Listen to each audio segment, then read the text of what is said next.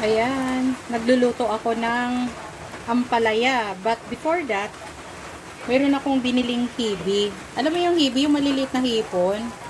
Tapos, ang oil na ginamit ko dyan, yung tinanggal ko doon sa pork. Ayan, konting oil lang. Nilagyan ko ng sibuyas at bawang at saka garlic powder.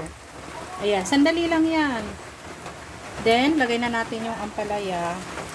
Itong ampalaya, hindi ko yan nilalama sa asin. Ganyan ako magluto. Para maiwan yung vitamins niya. Sayang, di ba? So, yan ang aking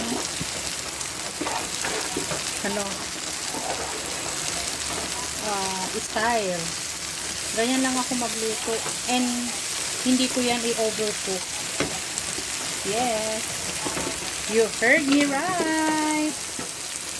Hindi po yan i-overcook. Diba?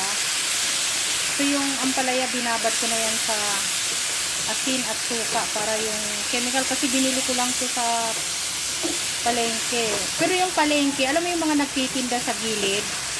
So, mostly organic ang binibenta ng mga yan. Yung galing sa farm. Kasi marami dito yan sa area ko eh. Yung mga nagtitinda sa gilid-gilid.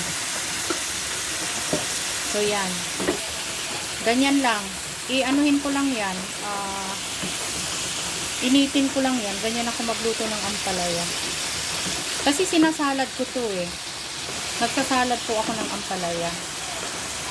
Ganyan ako magluto. So,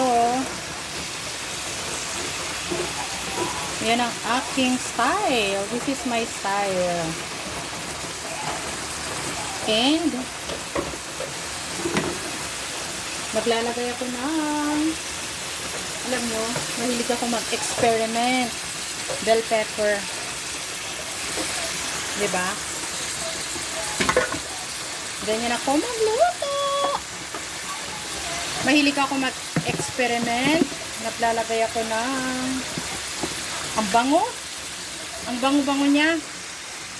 Lagay tayo ng konting salt. O, diba? Mahilig ako sa bell pepper. Kaya lagi akong may bell pepper sa paso. Nagtatanim talaga ako ng bell pepper sa paso. Kasi hindi po ako basta-basta